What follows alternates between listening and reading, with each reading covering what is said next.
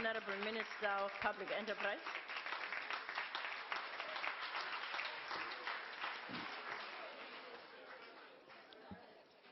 The Honourable Deputy Speaker, the Honourable President, the Honourable Deputy President, colleagues. In the 2012 State of the Nation Address, the President outlined the social and economic growth story of South Africa, which was about linking communities to small towns to metropolitan areas, connecting provinces, as well as the movement of goods to facilitate economic transaction. This growth story recognized that we needed to change apartheid's development patterns, skewed as they were towards a few but big cities and provinces. In this regard, the SONA 2012 recognized public sector spending as an important response to a shrinking global economy and sluggish domestic growth. Quite clearly, the SONA 2012 was about outlining a new vision for inclusive growth and shared wealth based on the progress of the previous 18 years of our democracy and the new socio-economic challenges we were facing as a nation in light of both the global economic recession, which had constrained our growth, as well as the persistent and pestilent challenges of poverty, unemployment, and inequality, which had continued stubbornly to dodge our social transformation. As you, Mr. President, stated it, this year's State of the Nation Address was about reporting on the progress made since the SONA 2012 when you outlined the new vision, and also to discuss our program of action for 2013. It would have been total folly to present a new vision again in 2013 on top of the vision the President unveiled in 2012, which has only just begun to be implemented. But of course, the opposition wants us to be stuck on endless visions so that they turn around and ask the question, where is implementation? When you implement the vision, they then turn around again and ask, why is there no new vision? The infrastructure investment the President unveiled in 2012 is a moral imperative for South Africa, given the multidimensional nature of our social and economic challenges. It is pivotal to shifting gear towards intensifying the struggle for social and economic freedom as we begin to usher the second transition towards the national democratic society characterized by high levels of equality, all-round development, and a better life for all. The President's government has chosen a policy approach predicated on three core developmental values. That is to increase the availability and widen the distribution of wealth and income in South Africa, to raise the social living standards through employment and enhance the material well-being of the majority, which will generate national self-esteem, and to expand the range of economic and social choices, to expand the range of social and economic choices available to citizens. These core values are achieved through the provision of social and economic infrastructure, investment, to drive economic development and growth.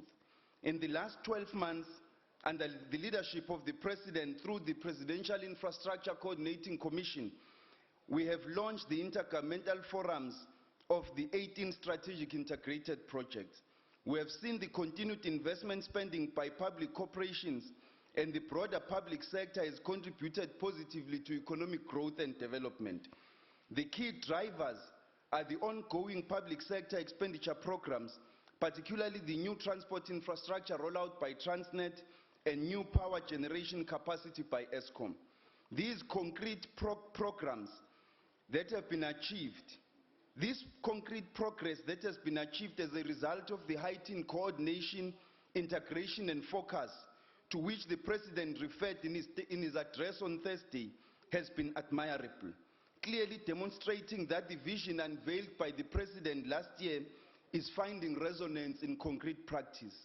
Yet the challenges ahead are mammoth, not least among which is the need to secure the future funding of the infrastructure program, both through the fiscus and the balance sheets of state-owned companies, as well as through unlocking domestic and foreign direct investments. Just to make concrete reference to the infrastructure rollout, so as to make our people aware of the progress made in terms of 1, the Strategic Integrated Project 1, aimed at unlocking the Northern Mineral Belt with Waterberg as the catalyst. Despite recent labor unrest challenges, the Medupi Power Station is 58% complete with a total spend of 60.4 billion rand, a total of 15,837 jobs. The Mokolo Crocodile Water Augmentation Project is 30% complete with a total spend of 526.1 million rand, 300 jobs created, and most of the components of the dam have been manufactured in South Africa. This project has increased water delivery by 37% by end of February 2013. The Tehuop Dam and Pipeline project is 15% complete with a total spend of 505 million rand, 400 jobs created. The Komati Water Scheme is at over 60% complete with a total spend to date of 807 million rand, over 300 jobs created. The Majuba Heavy Haul Line will commence construction this year as the President announced last Thursday.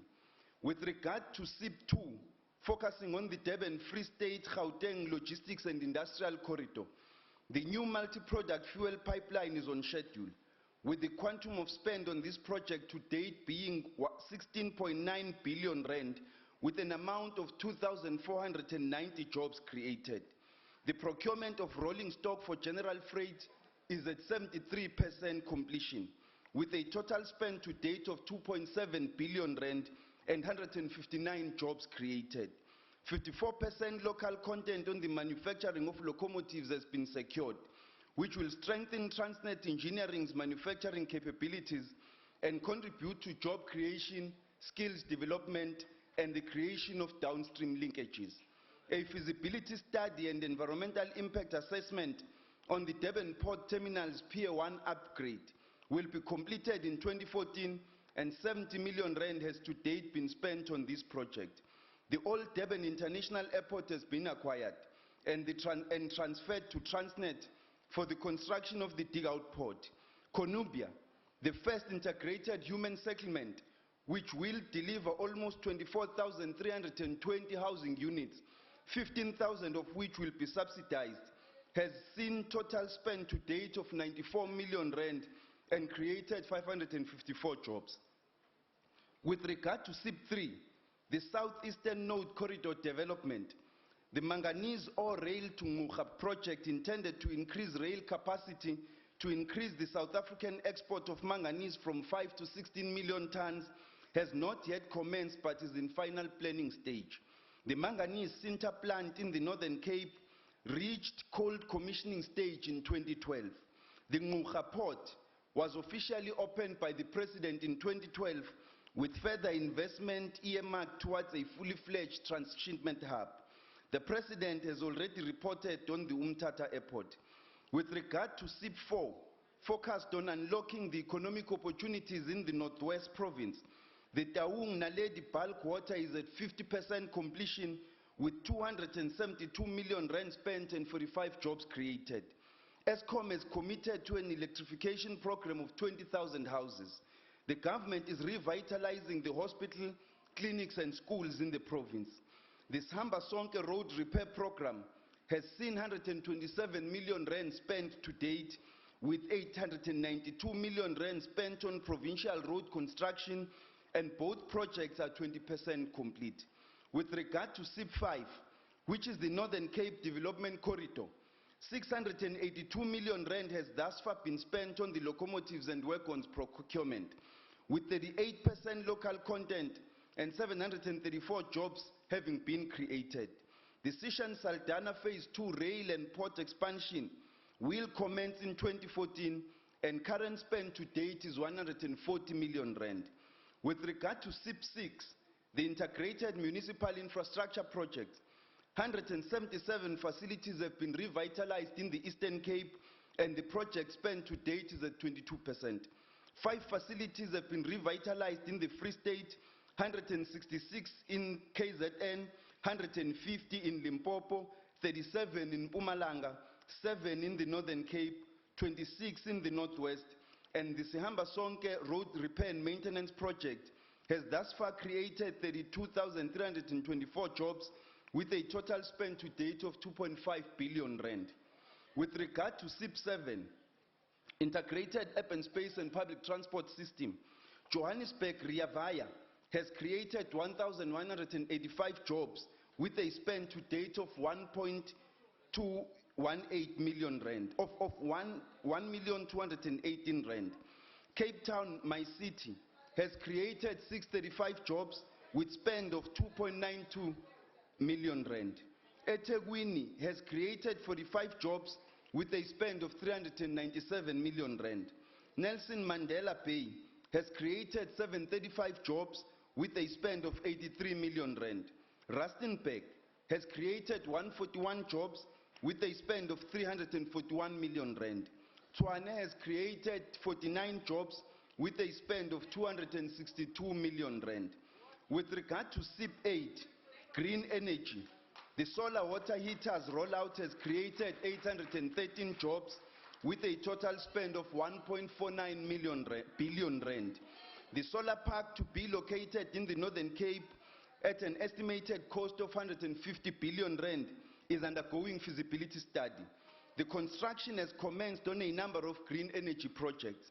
The Craddock ethanol plant, intended to produce 90 million liters of ethanol from sorghum and sugar beet as a feedstock, has gone beyond feasibility study, and in Q2 of this year, they will go into detailed design followed by construction. The SIP9 electricity generation, in this regard, Camden, Komati and Grootvlei have been completed and commissioned, whilst Kusile has resulted in about 11,000 jobs and is at 19% completion to date. Ingula is at 58% completion and has resulted in 2,939 jobs, and the total spend to date is 12.7 billion rand. The SIP15, expanding access to ICT, 798 schools and 26 dinner-lady schools have been connected. 61 million rand has thus far been spent on the township and rural access to broadband and on e-government, school and health connectivity, creating 100 jobs. With regard to the SKA, we have spent 231 million rand to date on this catalytic project, creating 177 jobs and achieving 93% local content. The Honorable President already reported last Thursday on progress on some of these projects, and some of my colleagues will further comment on progress on others. What we have just done was to pick some examples of very detailed progress achieved in implementing these massive projects, that Inkosi Buthelezi suggested will not be implemented in his lifetime. With correction, Babu Shenge, these projects are actually being implemented in your lifetime, and I think you should applaud that. As part of enhancing this coordination, integration and focus, we have submitted the infrastructure bill to Parliament for public consultation and engagement by both houses, as well as the lessons that coordination, integration and focus are pivotal to infrastructure development and rollout. Two other lessons have been learned. The first is that we must never cease building new infrastructure and planning future capacity so that we never have to build new capacity under pressure when the need is urgent. And secondly, we must properly maintain existing infrastructure so that we can ensure that it has a longer lifespan. Of paramount importance is that we cannot allow this massive investment program to be impacted by the global economic slowdown or derailed by lack of funding. We need to find ways to strengthen the balance sheets of the state-owned companies in order to reignite private sector investment and private equity required to drive our economy both now and into the future. We have made significant strides in positioning our state-owned companies to drive a holistic economic growth and development process through the infrastructure investment program. We have built significant capability both to plan ambitiously and rigorously implement those plans. In regard to the 1 billion rand port rebate announced by the President in 2012, in order to support and bolster our manufacturing sector, 796 million rand was claimed, and Transnet remains committed to disburse the full 1 billion rand discount. We invite the private sector still to take up these incentives. Honorable Speaker, this program, in detail of which we have reported, is not simply about erecting cranes and lowering the cost of doing business. It is more importantly about inclusive growth and shared wealth. Compared to 2010, when infrastructure rollout was taking place in inner cities, this time around, we can see infrastructure rollout even in rural areas, distributing the wealth, the income, the jobs, and spreading the better life to all. As we continue the rollout, the youth are going to be absorbed into employment and skills development programs across the country in order to address their very urgent plight. I would like to quote what the President said during the SONA 2012, that the massive infrastructure investment must leave more than just power stations, rail lines, dams, and roads.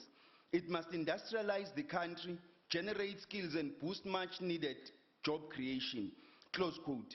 In regard to skills, it is noteworthy that the skills development occupies pride of place in the infrastructure rollout, and that state-owned companies have been training more artisans in the past year than they have done in many decades. This program, Honorable President, is about getting South Africa working, growing, and moving. Joseph Stiglitz argued in his book, The Price of Inequality, that I quote, "America's inequality and that of many other countries did not arise spontaneously from abstract market forces, but was shaped and enhanced by politics. Politics is the battleground for fights over how to divide nations' economic pie. It is a battle that the 1% of the wealthiest Americans have been winning. That isn't how it's supposed to be in a democracy." Close quote. Quite clearly, all over the world, people are realizing both the intricate link between the political and economic system, as well as the important fact that the political as well as economic systems need to be both fair and just. Now, turning back to some of the issues that were raised earlier by some of the honorable members. Mr. President, under your watch, we have seen the National Health Insurance being promulgated, and it's going to start being piloted in over 500 schools, with 600 health professionals having been trained for this program. Mr. President, thank you for ensuring that being poor is no longer a death sentence. Mr. President, in your watch, the National Development Plan has been adopted. We now have a plan for the future. We know what type of South Africa our children will live in long after we are gone. Mr. President, in your watch, we have seen the largest infrastructure rollout program in the history of South Africa. Nobody, no matter how much they may want to lie about it, will deny this fact that this infrastructure project is a real game changer in terms of the socio-economic situation of our people. Mr. President, in your watch, without pontification, you introduced new HIV and AIDS policies in this country in 2009, the largest in sub-Saharan Africa. Now, today, people living with HIV or AIDS will have a real shot at long and productive lives. Mr. President, in your watch, we have seen greater focus on rural development and radical changes in land reform policies. The anger from some on our left emanates exactly from this fact that they were comfortable with the 1913 Natives Land Act remaining intact in South Africa. Mr. President, in your watch, we have seen for the first time a woman, one of the best among South African women who could occupy any office in this country, including your very own, taking over the seat of chairperson of the AU Commission for the first time in 59 years. Mr. President, what we have here is not a difference about whether your speech had content or not. We have a fundamental ideological difference about what South Africa should be like and the future that we need to build. Our opposition outdo themselves each time by their lack of content. The honorable leader of the opposition is very tall on insults and eloquent English, but very short on content. Thank you.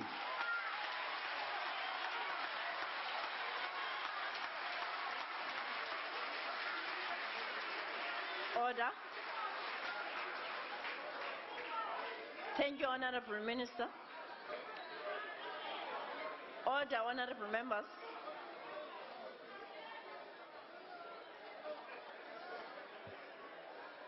Honorable Members, business will now be suspended for 15 minutes for a comfort break.